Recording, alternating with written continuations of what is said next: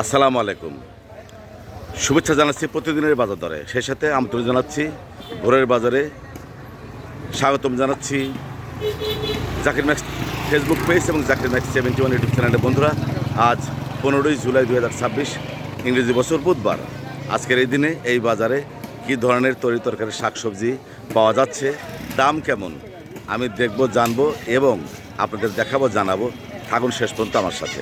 বন্ধুরা, আমি ইতিমধ্যে একজন ডিজিটাল সবজি বিক্রেতা পেয়েছি, বাইজি দোস্তা। আমি তার কাছ থেকে জেনে নেব ছোট্ট করে বাজার দর। লাচ কত করে কেজি? 20 টাকা কেজি। আর পটল? পটল মনে হয় 20 টাকা কেজি পটল। আর এই যে ভেন্ডি দেখতে পাচ্ছেন, এটাও 20 টাকা কেজি। আর একজন সবজি বিক্রেতা পেয়েছি, তার কাছ থেকে জেনে নেব বাজার দর। আজকের বাজার দরে বেগুন কত? 50। আর এই যে করল্লা? 60 টাকা কেজি। পটল? আর কাঁচামরিচ? 100 টাকা কেজি। ধন্যবাদ। কলমির শাক, কলমির শাক কত করে আটি? 6 আটি 20 টাকা। 6 আটি 20 টাকা কলমির শাক। দেখানোর চেষ্টা করছি উল্লাপাড়া ভোরের বাজার। কাঁচামরিচ 100 টাকা কেজি। আর এই যে লেবু দেখতে পাচ্ছেন 20 টাকা কেজি।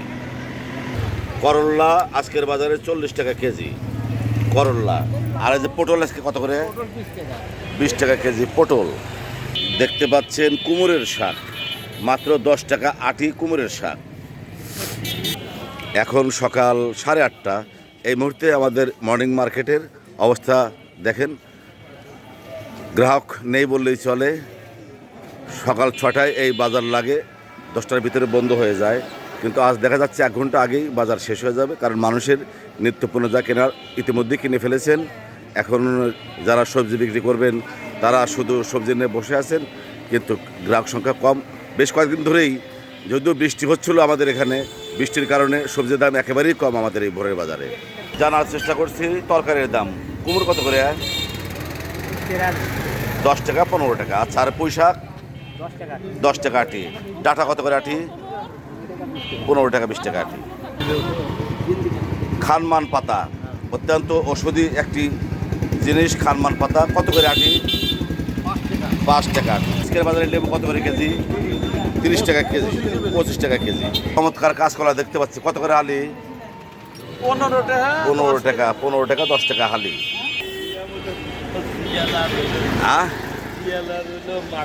জিয়ালার মাগুর মাছ। তুই বড় বাজার, তুই এই বাজারে আসছো কেন?